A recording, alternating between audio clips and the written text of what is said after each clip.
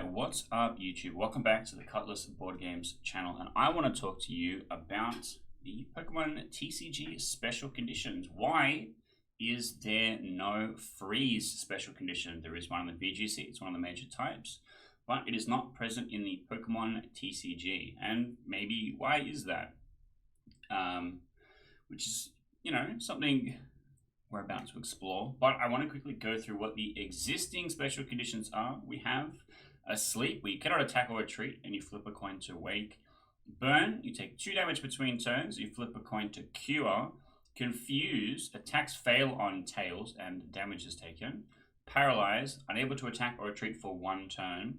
And Poison, which is 1 damage between turns. And if this is the list of, let's just say, most commonly used status condition, because there are some other goofy weird ones according to the wiki, how does freeze fit in here?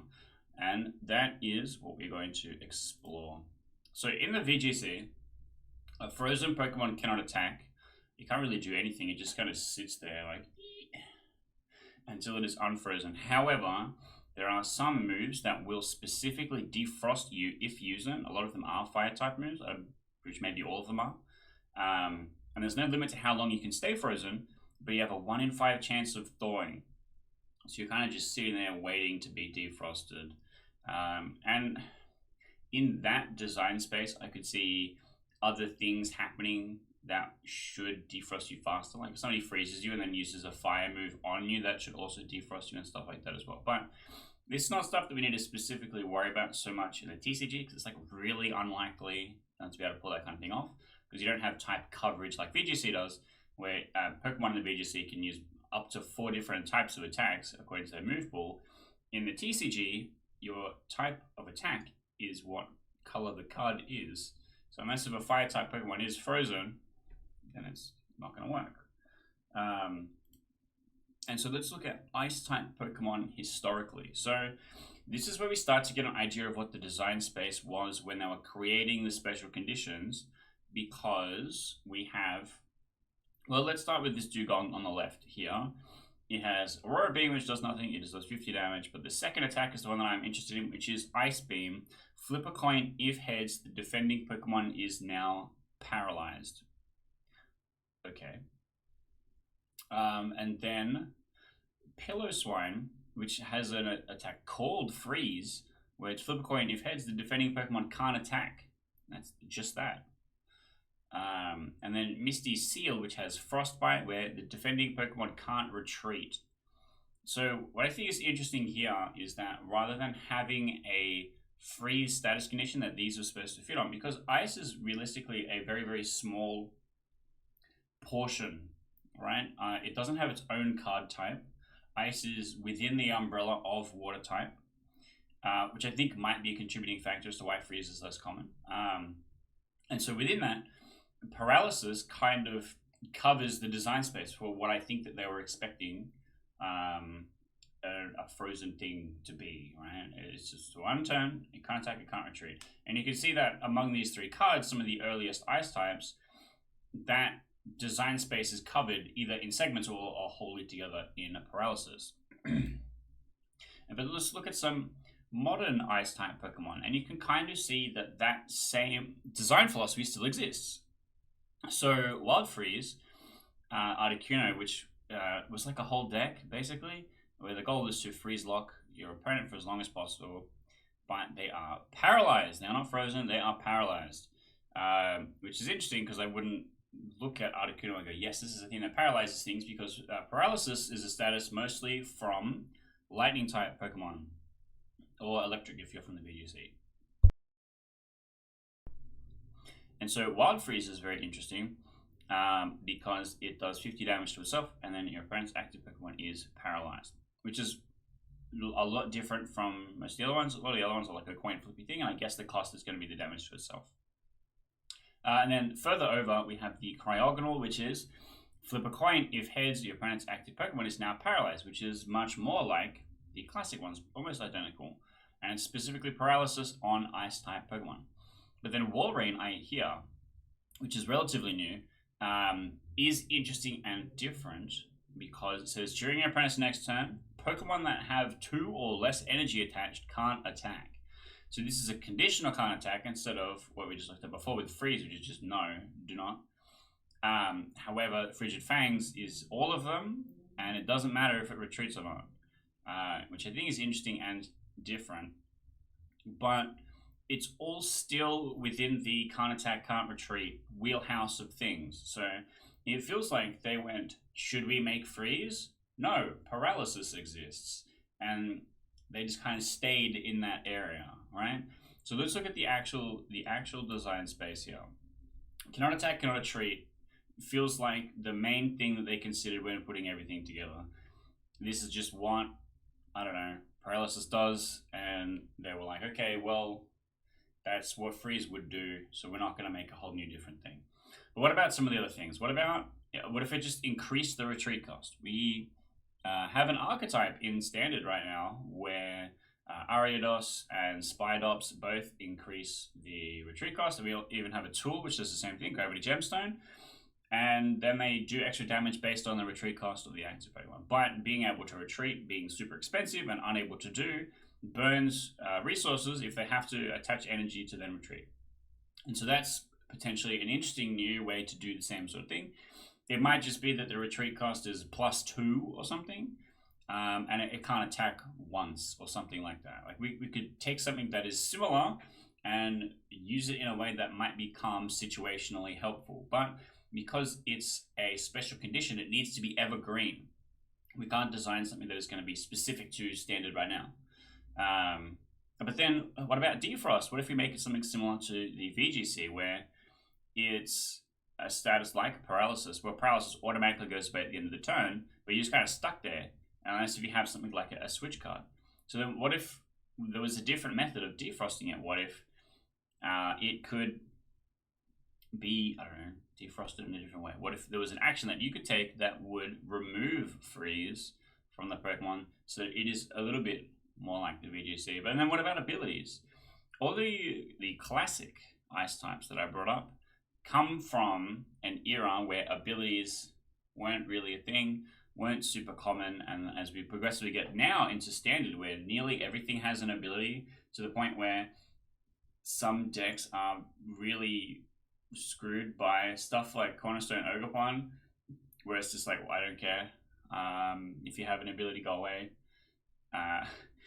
Which I think is interesting in itself to show, just how many abilities we have right now. So what if the freeze condition had something to do with abilities? Maybe it stops people from using abilities, and like similar to Walrein, it's like agnostic to, I don't know, agnostic to where it is or whether it's in the active or not. We actually have Gastrodon, which came out recently, which was like stage 2 benched Pokemon have no abilities as long as your Gastrodon is also benched.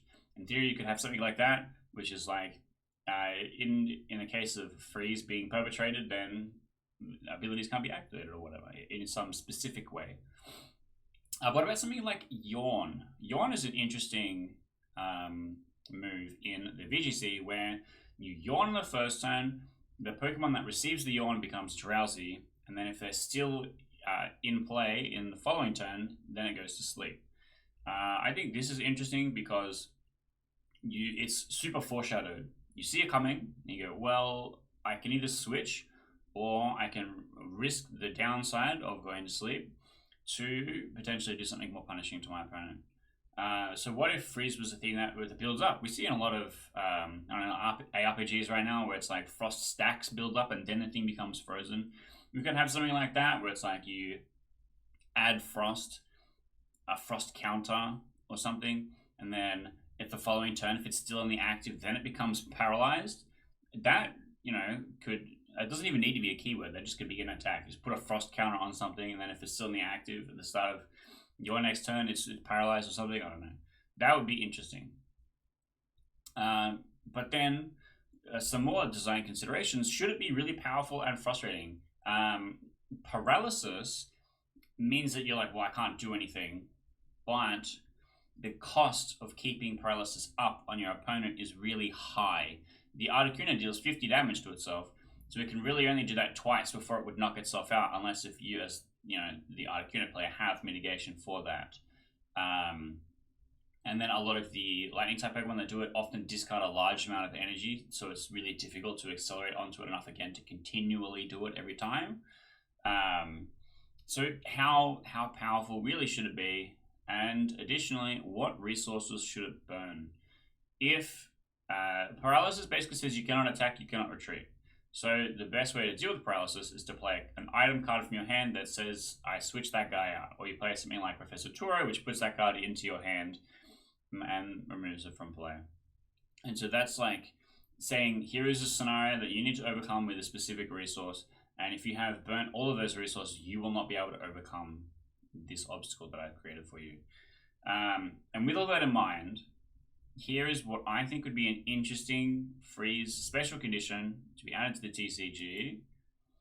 A frozen Pokemon cannot attack or use abilities. So it cannot treat, it cannot attack or use abilities. And it's defrosted when an energy is attached from your hand. I kind of hinted towards this earlier, but I think this is really interesting because a lot of Pokemon use abilities, a lot of the card advantage and stuff is ability relevant. And a frozen Pokemon cannot attack or use abilities. So if you've pulled something into the active and then frozen it, it can't punch you, and it's not going to go away until an energy is attached from hand. And it can't use any abilities, so it will just sit there until they can pay the retreat cost. Now, the retreat cost is irrelevant because as soon as they add an energy from their hand, it defrosts. So it's just more about how consistent there is to have lots of energy. And we see actually modernly in the Pokemon TCG that the energy count is getting really low. We're seeing Charizard decks playing only 5 energy. I think 8 or 9 is about the average. I'm pretty sure Raging Bolt's playing 10, 11, close to 12, and I think that's like on the high end, right? Reggie Drago plays 8. Lost Box probably plays less, like 5 or something. Ancient Box probably plays 7 or 8. And so when you're like, okay, I'm going to bring up this guy that has no energy on it, so it cannot attack. Or I'm going to bring up this guy with energy on. Like if I pull up a Charizard that has the 2 fire energy that's been accelerated onto it, and it's accelerated an energy onto something on the bench, I bring up the Charizard, it's frozen, it cannot attack, it cannot use abilities. Well, it doesn't matter, its ability's already been used. But then you can only defrost it when an energy is attached from hand. So they go, okay, I now have to overcommit energy to this Charizard, so there'll be 3 fire on it, and then it can attack. And if I'm freezing you multiple times, how many energy are you going to have to be able to defrost this thing? Is there any value in you having a Charizard that has 5 fire energy on it just to have attacked me 3 times? And so I think that creates a really interesting and different challenge from the other special conditions, where it's burning a resource in a unique and different way, because I can't attach retreat on a paralyzed Pokemon, for example, but I could if it was asleep. So it's trying to find a different way to use things and also interact with abilities, which has become such a larger part of the game, so that maybe it's worth having a look at a way to interact with it and mitigate it a little bit. So these kinds of thought experiments, design practice, is something that I do a lot. I look at something that exists already and I go, hang on, why was this choice made? Why in the Pokemon TCG is there no freeze condition? Because we have all of the others.